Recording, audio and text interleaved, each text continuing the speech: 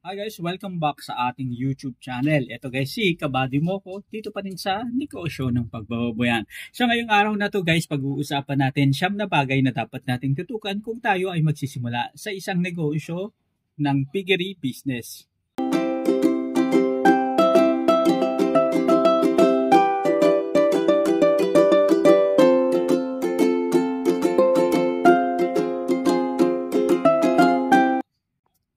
So ayan guys, kasama ko si Amber Heluski, kanina pa nangungulit kasi gusto na rin guys mag-alaga ng baboy. Gusto mong mag-alaga ng baboy?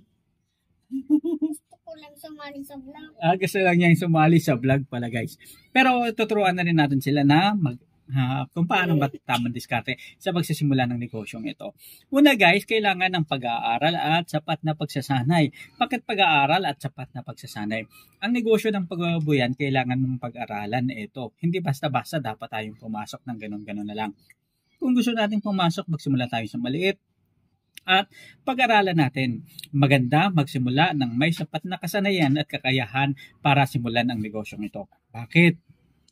Kasi ang pag-aalaga ng baboy, buhay ng baboy ang nakataya dito na siyang maghuhusga o magdidikta na kikita ba o magbibigay ng profit sa iyo sa bandang huli. Kasi kapag hindi mo guys naalagaan ng baboy, maaari itong mamatay at mawala sa iyo. Kaya importante na alam mo ang tamang diskarte kung paano palakihin at i-continue ang pag-aalaga nito. Ingatan ang iyong mga baboy. Ikalawa, pagbuo ng business plan. Bakit pagbuo ng business plan? Kasi kung magsisimula ka ng negosyong ito, dapat may business plan ka. Alam mo kung ano yung mga kaakibat na gastusin na dapat mong tutukan at dapat mong budgetan. Sa business plan din, malalaman mo kung ano yung target mo na price para kumita ka. Sa business plan, doon mo malalaman ang tamang diskarte sa tamang pagbabudget mula sa pagkain ng baboy, mga gamot at kung ano-ano pa na kailangan mo sa iyong buyan. Kasama na dyan yung iba't ibang mga kabayaran sa kuryente, sa ilaw, sa tubig at kung ano-ano pa. Ganun na rin ang labor cost na kinakailangan sa pagmaintain ng iyong baboyan. Ang ikatlo naman is syempre pagpili ng tamang lugar at paggawa ng tamang pasilidad. Ang paggawa ng tamang pasilidad sa baboyan ay nakadepende sa kung anong klase ng baboy ang gusto mo at dapat mong malagaan. Ikaw mismo sa sarili mo ang maghusga at magdidecide kung ano ba ito. Gusto mo ba ng patiner? Gusto mo ba ng inahing baboy? O gusto mo ng boar na magpapalahi na siyang magiging source of income mo sa iyong piggery business? Meron din namang mga paanaking baboy na mula sa pagbubuntis ng baboy hanggang sa mga anak yung piglet at later on is ang magiging diskarte mo is gagawin yung patiner para i-continue ang iyong baboyan. Sa pagpili ng tamang pasilidad, kaakibat nito guys yung idea ng environmental concept. Dapat matuto tayo at marunong tayong magbintina ng kapaligiran. Ang dapat nating piliin na pagtatayuan ng ating piggery business ay yung may sapat na hangin, magandang klima, hindi masyadong mainit para hindi guys ma-stress ang baboy. Maganda rin na siguraduhin natin na ang pagtatayuan natin ng ating baboyan ay ligtas sa mga baha at iba't ibang mga kalamidad at sakuna. Dahil hindi biro ang maaari mong gastusin sa pagtatayo at pagsisimula ng piggery business. Alalahanin, pagpili ng breed at pagpili ng tamang baboy na aalagaan. So ito yung ikaapat na dapat nating tutukan. Bakit pagpili ng baboy at breed na dapat alagaan? So karamihan ngayon chapsoy yung tinatawag nila na galing na sa iba't ibang mix na lahi ng baboy. Which is mahina na yung genes. Importante na F1, F2, yun ang mga magagandang lahi, magagandang klase at mix ng baboy na gusto nating makuha. So halimbawa, combination ng landrace at large white, combination ng durok at landrace, depende sa kung ano ba yung gusto natin mangyari. F1 kung gusto natin ng mga paanaking baboy na palalahian natin at gagawin natin mainahin. F2, maganda na rin para sa mga patiner na baboy kung gusto natin maggawing patiner yung aalagaan natin na baboy. Kaya importante guys na mamili tayo ng magagandang breed at di kalidad na lahi para at least Kapag maganda kasi yung lahi, kung ano yung pinapakain mo sa baboy, talagang nakukuha mo at nagagarantiya nito na magiging maganda ang timbang ng ating mga alaga. Ibig sabihin kung ano yung pinakain mo is makikita mo ang resulta sa katawan ng ating mga alaga. Okay, number 5, pag-set up ng sistema ng pagkain at tubig. Ito, dahil ito yung nag-contribute sa pinakamalaking gasto sa ating babuyan, importante na yung waste sa ating mga alagang baboy ay na-minimize. Kung meron tayong magandang concept ng pagkain sa ating baboy, halimbawa, sukat ang pagkain natin, kailangan meron tayong feeding program sa ating baboyan. Yun ang dapat nating unang gawin dahil halos 70 to 80% ng gastusin sa negosyo ng pagbaboyan napupunta lang dyan sa feeds ng ating mga alagang baboy. Kaya naman, importante na walang wastage, walang nasasayang. Ayan, dapat alam natin na ilang beses ba tayo dapat magpakain sa baboy, 2 beses pa o 3 beses pa. Gaano ba karami, ilang kilo ba sa umaga, ilang kilo sa hapon. At tiyakin natin na obserbahan natin na tama ba yung nakokonsume ng baboy o masyado akong maraming nilalagay at marami lang nasasayang at napupunta at winawalis lang ng aking mga tauhan o ako mismo ang nagwawalis kapag naglilinis ako sa ating baboyan. Ikalawa is yung patubig.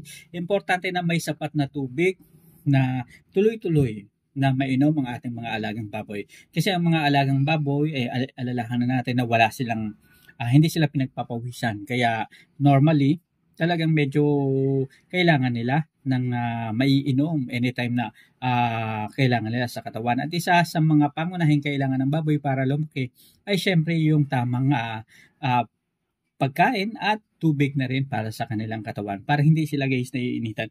Kaya nga importante na sa baboyan natin lagi tayong naglilinis at lagi nating pinapaliguan ng baboy regularly. Maliban na lang guys kung yung weather is sobrang lamig. Ayan. So, ika-6 naman is pagpapatupad ng health, maintenance, and practices. Ito guys yung tinatawag na biosecurity. Ang biosecurity, importante yan sa babuyan sa panahon ngayon dahil alam natin na iba't iba yung sakit na lumalaganap kung saan-saan, di ba?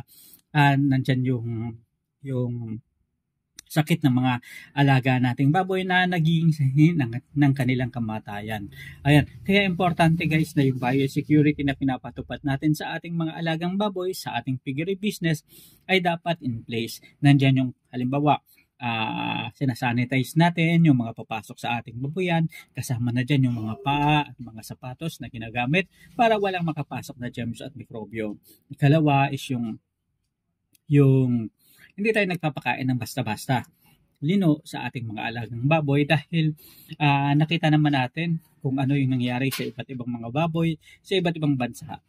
Kaya nga importante na wastong nutrisyon sa ating mga alagang baboy at pakainan na natin guys ng feeds. Ponduhan na natin ang ating negosyo ng baboyan. Kasi alam naman natin na hindi rin biro ang pinuhunan natin para at least makuha natin yung tamang resulta. At yung kalusugan nila ay maprotektahan natin.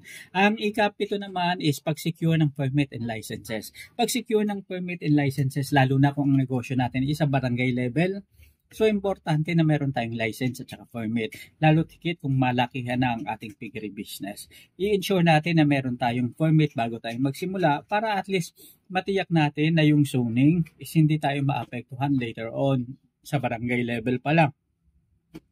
Kasi magbababuyan tayo, magpapatayo tayo ng malaking babuyan, ng bahay ng baboy. Tapos later ang malalaman pala natin na puro mga kabahayan pala ang zoning ng area na yon. So sayang lang yung pagpapatayo natin ng building. Then later on, paalisin lang tayo kasi hindi pala pwede. Kung dikit-dikit ang mga bahay, baka magreklamo sa atin ang ating mga kapitbahay. Kasama rin dyan guys yung sa pagkuha ng permit, syempre kailangan meron tayong septic tank para hindi mangamoy at hindi tayo nagtatapo ng dumi sa mga ilog at kanal na nakakaapekto sa ating mga kapitbahay at nakakaapekto sa kapaligiran. Okay, number 8, pag-market at pagbenta ng mga produkto. Bago pa tayo guys magsimula ng negosyo ng babuyan, kailangan alam na natin kung saan ito ibebenta. Meron na tayong pagbebentahan, pwedeng tracking o pwedeng nga para katay sa palengke. Importante ito kasi isa sa mga pangunahing naging dahilan ng pagkalugi ng ating mga magbababoy is yung wala silang mapagbentahan. Kaya nauuwi na lang guys sa sariling tatay na minsan pinapautang nila at hindi sila nababayaran. At ang ikalawa naman is dahil konti lang namimili sa kanilang bayan is maaaring makresulta ito sa mababang presyo ng baboy na ibebenta nila. Kahit na okay yung pagpapalaki nila at kahit na maganda yung quality ng baboy nila. Ang ikasyam naman is pag-monitor at pag-improve sa mga operations. Okay, kabilang dito guys yung sistema sa ating negosyo ng pagbababoyan. Operation means paano mo ba pagagandahin yung operasyon ng iyong baboyan. Kasama na dyan yung oras ng pagkain sa baboy at gano'n na yun rin yung health ng baboy, kalusugan.